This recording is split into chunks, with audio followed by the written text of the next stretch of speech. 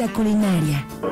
Bueno, pues ahora es un honor. Ustedes saben que muy pocas sommeliers, sobre todo en México, y entrevistar a Sandra como que hasta te da emoción porque es una temática difícil para las mujeres, como que nos han tachado de que el vino es para los hombres y ser sommelier es para hombres, ¿no? Sandra, ¿cómo estás? Muy bien, ¿y tú? Muy bien, mucho gusto. Qué bueno, pues sí, bueno, lo que has dicho son de estas industrias que muchas veces se tienen como más posicionadas en el tema masculino que las mujeres, ¿no? Sin duda, y yo creo que es un completo error. Mira, el mundo del vino obviamente no tiene por qué ser sexista y no tiene por qué separarnos a los hombres y a las mujeres. Yo creo que el tema del alcohol, simplemente por ser ese tema de alcohol, históricamente había estado más en manos de hombres, pero hoy ya no es así. Hoy de hecho vemos muchas mujeres sommeliers. Hay un campo enorme en México para ejercer la carrera. Hay unos grandes números de tendencia que te hablan que el vino mexicano y el consumo de vino en México está creciendo, lo cual es muy gratificante para los que nos dedicamos a esta industria. Y bueno, sin duda no hay nada que pueda separar un hombre o una mujer de ser un buen sommelier, un buen catador, nada. Porque la técnica y la metodología y el aprendizaje es exactamente el mismo para ambos. ¿Y tú cómo empezaste? ¿Cómo dijiste o en qué momento de tu vida decidiste dedicar tu vida? A dedicar mi vida, porque eso es lo que hago, dedico mi vida al vino. Pues mira, yo estudié la carrera como licenciatura de administración hotelera, no muy alejada obviamente de este medio, y mi especialidad es en alimentos y bebidas. No decidí ser chef porque conscientemente dije, yo no creo que pueda pasar toda mi vida en una cocina, y preferí dedicarme siempre al front of the house y a la administración y al control de centros de consumo. Y esa fue mi trayectoria por muchos años. En el año 2000 tuve la oportunidad de irme a vivir a Estados Unidos, a San Francisco, y ahí es cuando yo decidí que quería dedicar mis estudios al vino. Y tomé clases de viticultura, clases de enología y clases de sommeliería, lo cual me permite hablar desde el proceso y desde la producción hasta la transformación y obviamente la última parte de la industria del vino, que es la sommeliería, que es el hablar de la cultura del vino, el hablar del vino y el ofrecerlo, o el venderlo, o el capacitarlo.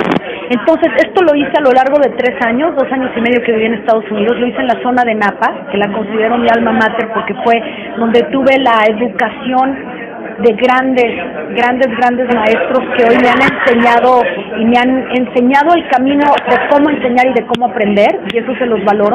Y luego lo que hice a partir de esos 3 años fue empezar a entrar en procesos de certificación internacional, y tengo 3 certificaciones internacionales que logré debido a que mis conocimientos me permitieron entrar a estos programas, y estos programas lo que haces es estudiar y vas presentando una serie de exámenes. Entonces logré el Certified Wine Educator, que es la única certificación a nivel internacional que avala educadores de vino a nivel internacional. Tengo una certificación por el proyecto de Master Sommelier, y tengo una certificación del Culinary Institute of America de la Escuela de Vino.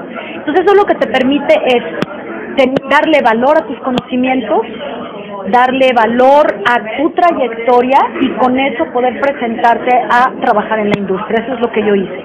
Después de esos 3 años regresé a México y junto con mis socios tuve un negocio que se llama Tierra de Vinos, el cual vendimos ya como sociedad hace 2 años, y ese negocio fue un lugar en donde pudimos hacer una exploración increíble sobre el tema de vino. Llegamos directamente al consumidor, abrimos muchísimas marcas en México y las presentamos al mercado, marcas que hoy te puedo decir que son muy famosas. Tuvimos un gran apostolado por educar a la gente, un gran apostolado por los jóvenes de México. Obviamente en un restaurante ligado a una gastronomía, uno de mis socios, un chef que permitió desarrollar muchísimo el tema de maridaje, y eso nos abrió muchas puertas, porque el que un chef hoy acepte el vino y esté dispuesto a cambiar parte de sus recetas por adaptarse al vino, habla de una gran propuesta. Y esa fue la trayectoria. Hace 2 años vendimos la empresa, y a raíz de esa venta yo tuve una propuesta para trabajar en la europea, que es mi trabajo actual. Llevo el área de enotecnia, y como tal te puedo decir las cosas que hago. Capacito al personal de la empresa, me encargo de evaluar todos los vinos. Mi fuerte es vino premium, y llevo los presupuestos y las representaciones de muchas bodegas en México y el club de vinos de la empresa. Esa es mi trayectoria. Y bueno, recientemente, ¿qué hago en el canal? Recientemente me llamaron del canal para hacer un casting, estuvimos trabajando la propuesta de cómo llevar el Gourmet Responde a las preguntas de vino. Creamos un panel, un paquete de 25 preguntas, todas ellas pensadas, bueno, primero que nada, recabadas de la gente, literalmente qué es lo que la gente quiere preguntar y que no se ha atrevido a preguntar, ¿no? Y otras preguntas que nosotros elaboramos, que son esas preguntas básicas, que a veces crees que por ser tan básicas no las preguntas, pero que son importantísimas, el ABC del vino. Y ahora lo estamos presentando en esta nueva edición del programa Sale al Aire. Ah, perfecto. Y ahora platicamos un poquito, ¿tú cómo has visto la evolución de los consumidores en cuestión de vino? Porque antes bebíamos puro vino español, o no sé, italiano, o no bebíamos, ¿no? La cultura mexicana era más como enfocada un poquito al tequila, a lo mejor, o a Coca-Cola de cerveza, o el ron, ¿no? O ron. ¿Tú cómo ves este cambio, esta evolución, que ahora en lugar de llegar con una botella de ron, llegas con una botella de vino, ¿no? Es fantástico. Bueno, yo te voy a dar un dato, que es un dato que me permito darte porque es un dato oficial, que te va a sorprender, porque también nos ha sorprendido a todos nosotros que estamos dentro de la industria. Hoy por hoy, no nada más el consumo de vino en México ha crecido, el crecimiento de la industria de vino de mesa en México, en general, hablo totalizando todos los países, es del 10.5 de crecimiento, mayor que la economía del país. Número 2, hoy se consolida el vino mexicano como el vino más vendido, superando a España y a Chile por mucho. Aquí en México. Aquí en México. El crecimiento del vino mexicano en México, es decir, el consumo de vino mexicano en nuestro propio país es un 18% de crecimiento, más 80% más que el total de crecimiento de la industria de vino. Wow. Hoy el vino mexicano en México ocupa el primer lugar por encima de España y de Chile. Esa es una cifra muy contundente que habla, número uno, que los mexicanos hemos apoyado nuestra propia industria, que me parece importantísimo y me parece muy relevante. Dos, que estamos consumiendo más. Durante muchos años, no sé si recuerdas que la cifra siempre se habló de 250 mililitros. Sí. Hoy comprobado 420 mililitros. Wow, buenísimo. El doble de lo que se consumía hace 8 años. Entonces sí está creciendo, sin duda. Está creciendo el conocimiento de la gente. Una de las cosas que yo le digo siempre al staff cuando lo capacito es: nunca olvides que la persona a la que tú estás atendiendo o sirviendo en una mesa sabe más que tú, porque eso pasa.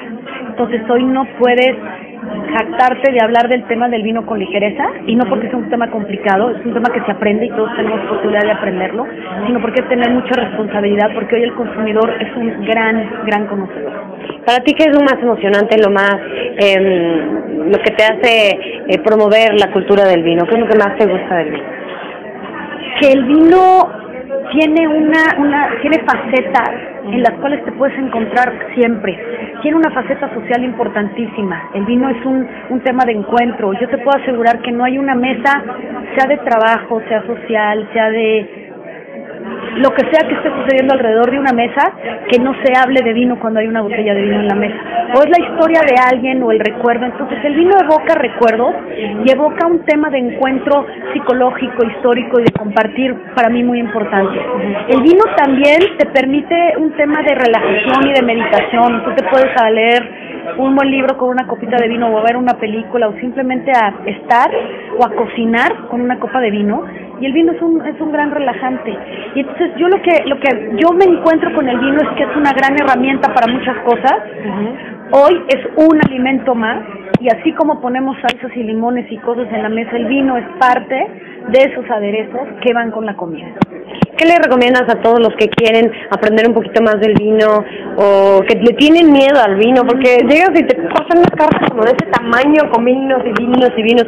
¿Cuál es la clave? Muchas veces no sabemos, y hojas y regiones y colores, y bueno, ¿no son? Bueno, mira, la clave es, primero, ten en mente tu presupuesto. Todos sabemos que en México, en los restaurantes, podemos encontrarnos la misma botella de vino con muchísimos diferentes precios. Entonces, una de las cosas que yo recomiendo es que tengas muy puesto tu presupuesto para que a eso te enfoques, porque cuando te llegan esas cartas que son hojas y hojas y hojas, te pierdes. Entonces, ten muy claro cuál es tu presupuesto. Luego, tip número 2, obviamente muy general, esto no es a detalle, pero un tip muy general. Los vinos europeos contra los vinos del Nuevo Mundo, es decir, todo el continente americano más regiones nuevas como Australia, Nueva Zelanda. La gran diferencia es los vinos europeos van a ser siempre más ricos en acidez, pero más delicados en alcohol, es decir, menos intensos, más ácidos y menos alcohólicos, menos intensos, más ligeros porque hay de todo, pero menos intensos.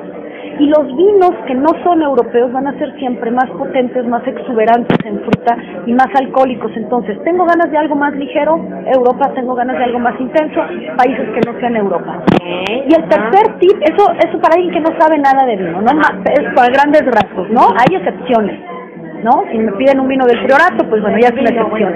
Y bueno, y la tercera es, acuérdate siempre de lo que bebiste, anótalo, sobre todo lo que te haya gustado. Anota la etiqueta, anota lo que bebiste, anota el vino, anota la bodega, y ve haciendo un archivo que tú después, en tus ratitos, lo busques por internet para que veas, sepas qué bebiste. Claro. Porque muchas veces la mayoría de los vinos europeos nunca van a decir qué uva es en la etiqueta. Entonces, la única manera de enterarte es que lo investigues, porque uno de los temas de denominaciones de origen en Europa impide que la uva se diga en la etiqueta, cosa que no pasa en el resto de los países. Entonces, si bebiste un vino europeo, anota el nombre y ve ahí y busca qué bebiste, porque entonces tú mismo vas a saber qué te gusta. Ese es mi tercer tip. Wow. ¿Cuáles son tus planes futuros, Sandra? Que ya nos platicaste un poquito de lo que haces actualmente, de lo que estás elaborando en el canal, sí. Pero ¿cuál es tu sueño? Mira, ahorita a corto plazo tenemos el lanzamiento del programa, que tenemos muchísima expectativa porque creemos que va a ser algo muy muy importante para México, sobre todo para la gente aficionada del vino. Número 2, estamos a punto de lanzar la primera muestra mexicana de vino en la europea, apoyando 100% el vino mexicano a nivel nacional. Inicia hoy en la noche, y esto es así a cortísimo plazo, todo el mes de octubre, vamos a estar con 32 bodegas, con enólogos, 115 etiquetas, cenas maridaje, chefs participantes, un rollo padrísimo, apoyando el vino mexicano, lo cual a mí me da muchísimo orgullo. Eso es muy a corto plazo. Y bueno, a mediano plazo, a mí me gustaría que se pudieran consolidar más proyectos de vino en el canal, que se pudieran hacer recorridos para conocer, pues no nada más Ensenada, ¿no? ¿Qué está pasando en Aguascalientes, Querétaro, Zacatecas, Coahuila? Proyectos muy importantes en el tema del vino, y en algún momento empezar a consolidar también, yo creo, un proyecto educativo mucho más enfocado a videos educacionales o temas así, para que haya literatura en español para nuestros sommeliers jóvenes que están empezando a estudiar en México, porque la mayoría de la literatura que encuentras es en inglés o en francés. Entonces ese es un proyecto que ojalá lo logremos en algún momento. Es un proyecto muy bonito y muy ambicioso. Muy ambicioso. Pues Ana, muchísimas gracias. Ya nada más para concluir, y la pregunta que hacemos tradicionalmente aquí en la revista es receta para la vida. Ay, receta para la vida. Yo creo que vivir abierto y tolerante a diferentes propuestas de cocina, a diferentes propuestas de vinos, a diferentes propuestas de chef y a diferentes propuestas. Yo creo que cuando tú puedes vivir y convivir con las diferencias de los demás, te relajas, te enriqueces y no tienes que ir peleándote por la vida. Padrísimo platicar contigo, Sandra. Ya quiero ser sommelier. Por el entusiasmo, gracias por apoyarnos, gracias por creer en el vino, y quedo a sus órdenes siempre para lo que sea que pueda apoyar estos proyectos, y yo las felicito a ustedes por la labor que hacen. No, muchísimas gracias. Ustedes, lo nuestro no podría existir. Nos encanta conocer, les digo, a mí me encanta conocer los deportistas o sommeliers o chefs, de verdad, para mí son artistas. Está fantástico el tema deportistas, sí, ya haremos algo con para mí ustedes son artistas, de verdad, porque están promoviendo la educación y eso es todavía un valor agregado mucho más importante. Muchas gracias. Gracias a ti. No, a ustedes. Gracias, chicos, espero que les haya gustado. Vida culinaria.